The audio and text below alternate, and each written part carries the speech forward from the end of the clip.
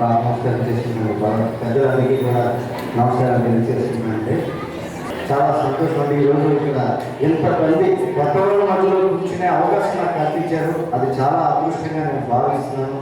కానీ మాట్లాడమనగానే అందరికీ మాట్లాడి ఏదో ఒకటి మాట్లాడే అంత అనుభవం నాకు లేదు, ఏం మాట్లాడలేదు. కానీ ఏదైనా చెప్పాలనుకుంటే మాత్రం కొత్త ఈ బ్రాహ్మణ ఐక్య వేదికలన్నీ నిర్వహిస్తున్నారు. చాలా సంతోషం. అందరి మధ్యలో ఐక్యత బాగా ఉండాలి, అందరూ కలిసిమెలిసి ఉండాలని నేను కోరుకుంటున్నాను. కానీ మనం ఒకసారి గడప దాటాక అందరితో కలిసి పని చేయాలి తప్పదు. కాబట్టి అందరితో పోటీ పడుతూ ముందుకెళ్ళాలి. అలా వెళ్ళాలంటే మనలో నైపుణ్యాన్ని బాగా మనం పెంపొందించుకోవాలి. ఈ మధ్య నేను ఫేస్ చేస్తున్న ప్రాబ్లం ఏంటంటే స్పోకెన్ ఇంగ్లీష్ నాకు అస్సలు రాదు. ఇప్పుడు ప్రపంచం అంతా దాంతో మరుగుతుంది. ఇంటర్నేషనల్గా కాదు, ఇంటర్ ప్లానెట్ లాంగ్వేజ్ కూడా. ఇంకో లాంగ్వేజ్కి వెళ్ళా మనం చచ్చినట్టు ఇంగ్లీష్లోనే మాట్లాడచ్చు. ఇప్పుడు మీరు అందరూ ఐటీ వాళ్ళని అందరికీ చాలా తెలుసు. కాబట్టి ఇంట్లో బాధ్యతలకి తర్వాత వాళ్ళకి అలాగే మదర్కి నేను మొదలుపెట్టి మనకు అది చెప్పింది. అది మనం గట్టిగా నేర్చుకుంటే ఇంకొద్దిగా స్పోకెన్ ఇంగ్లీష్లో కూడా బాగా నేర్పిస్తే కనుక అందరితో పోటీ పడి ముందుకు వెళ్ళగలం. నాకు ఈ అవకాశం ఇచ్చిన మీ అందరికీ కూడా నేను థ్యాంక్స్ తెలియజేస్తున్నాను. Thank you. వేదిక మీద ఉన్న పెద్దలు, బ్రాహ్మణోత్తములు, విద్యావేత్తలు, సాంకేతిక సార్వభౌములు, కళాకారులు, ఒక రకంగా చూస్తే బ్రాహ్మణోత్తములు మొత్తం అంతా పొరుగుదీరున్న ఒక అత్యద్భుతమైన వేదిక మీద నాలాంటి ఒక సామాన్యుడు కూర్చోవడం నేను పూర్వజన్మలో చేసుకున్న అదృష్టం అని నేను అనుకుంటున్నాను. అంతమంది ప్రాజ్ఞులు, విజ్ఞులు వేదిక మీద ఉన్నారు. నేను గొప్ప అని చెప్పుకున్నంత కాలం ఎవరికి ఇబ్బంది ఉండదు. నేనే గొప్ప అని చెప్పుకోవడం మొదలెడితేనే ప్రతి ఒక్కరికి ఇబ్బంది ఉంటుంది. నేను గొప్ప అని చెప్పుకోవడమే బ్రాహ్మణ అనే పదానికి what is the actual meaning అని ఇప్పుడే గూగుల్ చేస్తే సుప్రీం సెల్ఫ్ అని వచ్చింది. అంటే మనం సుప్రీం సెల్ఫ్, మనం అత్యద్భుతంగా ఉండేవాడు బ్రాహ్మణులు అని చెప్పారు. మరి ఆ సుప్రీం సెల్ఫ్గా మనం ఎలా ఉండాలంటే నారాయణుడు చేతనలు ప్రస్తుతం చైతన్యాన్ని కలిగించలేకపోతున్నాయి. కాబట్టి మనం కలిగించదనేది ఒకే ఒక కాంబినేషన్. మనందరం కాఫీ ప్రియులు. కాఫీ పొద్దున్నే తెచ్చి డికాషన్ వేసేసుకుని స్టవ్ మీద పాల గిన్నె పెట్టి దాంట్లో పాలు కాగబెట్టుకుని ఈ డికాషన్ ఆ పాలల్లో కలిపి కొద్దిగా చక్కెర కలిపి గిన్నె నుంచి మగ్గు నుంచి కిందకి 2 సార్లు పైన కింద చేసి కాఫీ పట్టుకుని సన్ రైజ్ చూస్తూ ఉంటే ఆ కిక్కే వేరే పాలు మన కాఫీ తాగుతున్నాం.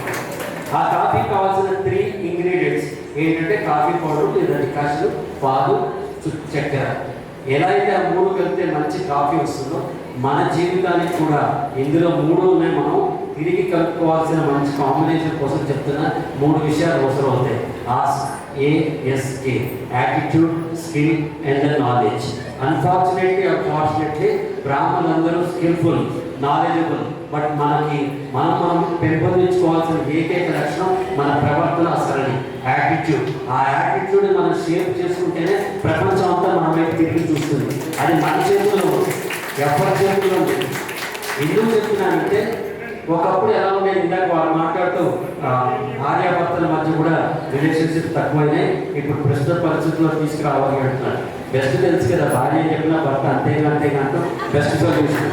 దానికి మనం ఎవరు తీసేయాలి. కానీ ప్రస్తుత వ్యవస్థ ఎలా అయిందంటే నా వైఫ్కి వాళ్ళ అమ్మ నాన్న ఏం చెప్పి పంపించారంటే వీళ్ళ అన్నదమ్ములంతా కలిసి వ్యాపారం చేస్తూ ఉంటారు, నువ్వు సర్దుకుపోవాలి, వాళ్ళ మధ్య అన్నదమ్ముల మధ్య నువ్వు రాకూడదు అని ఒక తల్లి ఏం చెప్పేదంటే ఇదివరకు సర్దుకుపోమా అని చెప్పేది. ప్రస్తుత పరిస్థితుల్లో ఆ తల్లి ఏం చెప్తుందంటే నీకేం కరమే సర్దుకురామా అని చెప్తున్నారు. ఎక్కడ మనం ఏమైపోతున్నాం? మనం ప్రతిరోజు 14 లక్షలు 15 లక్షలు మంది ఇంజనీరింగ్ గ్రాడ్యుయేట్స్ అవుతుంటే 1,00,000 మందికి మాత్రమే ఉద్యోగాలు క్యాంపస్ రిక్రూట్మెంట్ వస్తుంటే మిగతా 14 లక్షల మంది ఏమవుతున్నారు? Swiggy boys, Ola cab drivers, beauty parlour technicians అవుతున్నారు. ఎందుకు అంటే వారు చెప్పినట్టు ఆల్రౌండ్ డెవలప్మెంట్ క్రియేట్ చేసుకోవడం.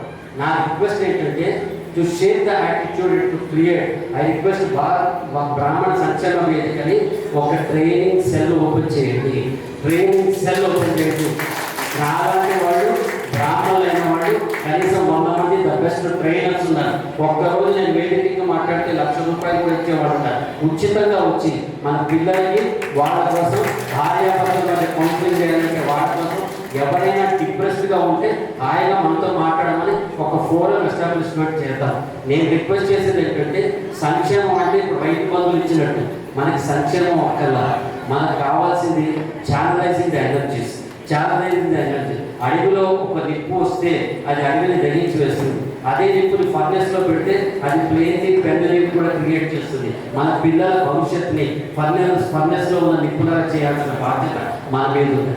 చదువు ఎవరైనా చెప్తాడు, కానీ వాడు ఎలా బతకాలి, బతకనేసి తెలివితేటలు రావాలి, దేశపాండే గారు చెప్పినట్టు వ్యాపారవేత్తలు ఎలా అవ్వాలి అని మనం తెలుసుకోవాల్సిన పరిస్థితి వచ్చింది. నేను ఎవరి దగ్గర ఉద్యోగం చేయాలి, 4.5 ఏళ్ళు కేవలం సత్యం కంప్యూటర్స్లో జనరల్ మేనేజర్ హెచ్ఆర్ ఉద్యోగం చేశాను తప్ప నా 63 ఇయర్స్లో 19వ సంవత్సరం ఇప్పటిదాకా 44 ఏళ్ళ అనుభవంలో 40 ఏళ్ళు నా ప్రతిభ వల్లే నేను బతికాను. కాబట్టి బతకదలసిన వాడికి ఏది అర్థం కాదు. మనం ఏం చేయాలి అంటే రిక్వెస్ట్ చేస్తున్నాను, ఒక తరానికి యాటిట్యూడ్ నేర్పించండి, ఎలా బతకాలో నేర్పించండి, ఎవరితో ఎలా ఉండాలో నేర్పించండి, పాజిటివిటీ నేర్పించండి, పాజిటివిటీ థింకింగ్ నేర్పించండి, ఎంపతి నేర్పించండి, కంపాషన్ నేర్పించండి, ఓపెన్నెస్ నేర్పించండి, ఫ్లెక్సిబిలిటీ నేర్పించండి. వాళ్ళ పిల్లలు పక్క వ్యక్తిని చూసి ఇంక్లూజివ్ ప్రిన్సిపల్ అని చెప్పి నేర్పించండి. పిల్లలు ఈరోజు ఏ పరిస్థితి వచ్చిందంటే వాడు ఫేస్బుక్లోనో ఇన్స్టాగ్రామ్లోనో ఏదో పెడతాడు, ఆయన ప్రాబ్లం అనో డిప్రెషన్ అనో, అది చూసి ఎవడో పిల్లాడు చూసి వాళ్ళ నాన్న చెప్తే వాళ్ళ నాన్న మాకు చెప్తే ఓ మా అబ్బాయి ఒంట్లో బాగాలేదా మనసు బాగాలేదా అని అప్పుడు మనం తెలుసుకుంటున్నాం.